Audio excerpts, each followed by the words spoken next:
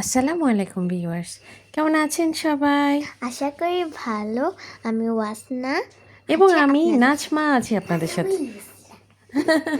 অনেক দিন পরে ব্লগ দিচ্ছি আপনাদের জন্য, কারণ ব্লগ তো করা হচ্ছিল না।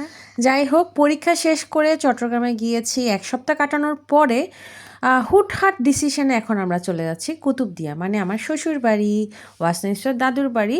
তো আমরা চলে যাচ্ছি দেখে আমাদের টুনটুনি বুড়ি, আমাদের উমাইজা বুড়ি কান্নাকাটি করছে, সে পাপনদেরকে মিস করবে, আপুদেরকে মিস করবে। আর আরেক দুষ্টু বুড়া ইউসরার সাথে দেখেন কি অবস্থা। তো এবার কিন্তু আমরা একা যাচ্ছি না, এবার আমাদের সাথে সঙ্গী হয়েছে ইফতু এবং ওর মেয়ে ইলহাম বুড়ি।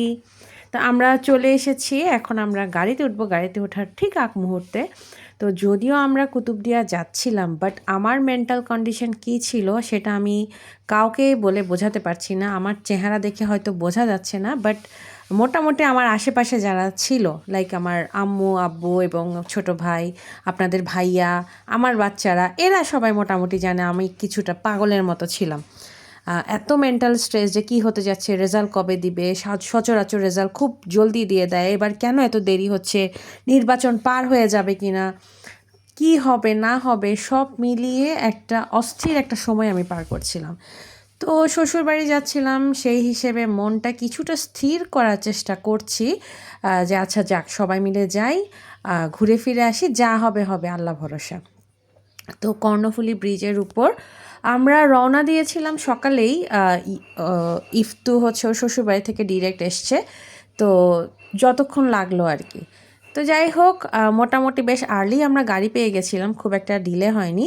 আর ইলহাম বুড়ি সারাক্ষণ ইউসরাদের সাথে গল্প করতে থাকলো, পিছন ফিরে ফিরে, এবং আমরা একটু আশেপাশে, আমার একটু ঘুম আসছিল না, সবাই টুকটাক হচ্ছে আপনাদের ভাইয়া, ওয়াসনিউসরা সবাই একটু একটু ঘুমানোর চেষ্টা করলো, কিন্তু আমার চোখের ঘুম তো মনে হচ্ছে হারামি হয়ে গেছে, মানে কোনোভাবেই ঘুম আসছিল না। ইভেন এর আগের রাতেও আমি এত এত আর কি স্বপ্ন দেখেছি, আমার রাতের ঘুম একটুও হয়নি, এবং সকাল থেকে আমার মাথা ব্যথার ওষুধ খেয়ে আমি রওনা দিই। তো আমার হচ্ছে যাত্রাপথে ঘুমাতে খুব একটা ভালো লাগে না, কারণ হচ্ছে বিশেষ করে চট্টগ্রামের আশেপাশে যখন থাকি, কারণ চট্টগ্রামের প্রতিটা ইঞ্চি আমার মনে হয় সৌন্দর্য দিয়ে পরিপূর্ণ। মানে যেদিকে তাকাই আমার মনে হয় হ্যাঁ একটু পরে তো একটু পাহাড় দেখলাম, একটু পরে একটু নদী দেখলাম, একটু পুকুর দেখলাম, একটু সবুজ দেখলাম, একটু গাছপালা দেখলাম, একদম গ্রামের মানে একদম ছবির মতো একটা গ্রাম দেখলাম এরকম। তো সাঙ্গু নদী পার হচ্ছে ওই সময়টাতে, ওয়াসনেশটা দেখতে পেলে খুশি হতো, ওরা ওই সময় ঘুম ছিল। তো নদীটা বেশ আর কি সুন্দর দেখতে, একদম ছিমছাম নিস্তব্ধ টাইপের। আর আমার একটা জায়গা এই যাত্রাপথে বেশ পছন্দ হয়েছে, সেটা হচ্ছে বাঁশখালী। একটু পাহাড়ি, একটু সমতল, সব মিলিয়ে জায়গাটা কিন্তু সুন্দর মনে হচ্ছিল। আমি আপনার ভাইয়াকে বলছিলাম যে এখানে একটা রিলেটিভ থাকলে ভালো হতো, মাঝে মধ্যে একটু ঘুরতে আসা যেত। এই যে দেখেন, মানে জায়গাগুলো আসলেই মানে একটু পাহাড় দেখা যাচ্ছে, আবার ধান ক্ষেত দেখা যাচ্ছে। তো যাই হোক, যেটা বলছিলাম, আমি কিন্তু বেশ একটা দুশ্চিন্তা নিয়েই আমি রওনা দিয়েছিলাম যে আমার রেজাল্ট গত 1 সপ্তাহের মধ্যে হয়ে যাওয়ার কথা ছিল, হয়নি, এবং কখন হবে, কবে নাগাদ হবে, এসব নিয়ে।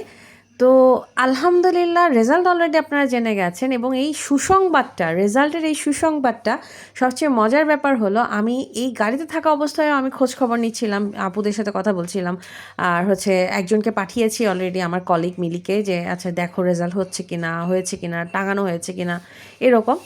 তবে আমাকে এই আমার গুড নিউজটা, আমার এই সুসংবাদটা জানিয়েছেন আমার অনেক অনেক অনেক পছন্দের একজন মানুষ, রেবেকা আপু।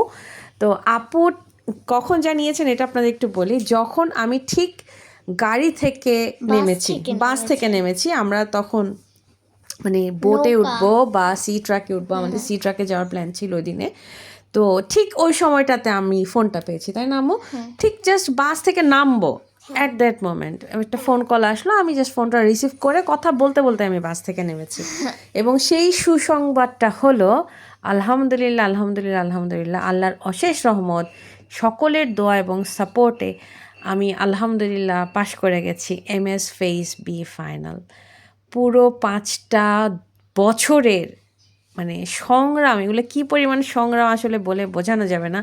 আমি মোটামুটি ভিডিও তো দিতামই না, শুধুমাত্র চট্টগ্রামে আসলে আমি ভিডিও দিতে পারতাম, এবং অন্যান্য সময় আমি নিজেকে এতটাই ব্যস্ত করে ফেলেছিলাম অন্যান্য সকল কাজে। তো আলহামদুলিল্লাহ, এটা জাস্ট আল্লাহর রহমত, আল্লাহ পার করে দিয়েছেন। তো এই স্ট্রাগলের কথাটা নিয়ে আমি পরে একটা ডিটেলস ভিডিও জানাবো। এখন আমি আপাতত কুতুবদিয়ার ভিডিওই শেয়ার করব। এই যে ঠিক এই মোমেন্টের আগে আগে আমি রেজাল্টটা জানতে পারি এবং আমার মাথা কাজ করছিল না। স্টিল নাও আমি এখনও ধাতস্থ হতে পারিনি। তো সবাই দোয়া করবেন পরবর্তী জার্নির জন্য।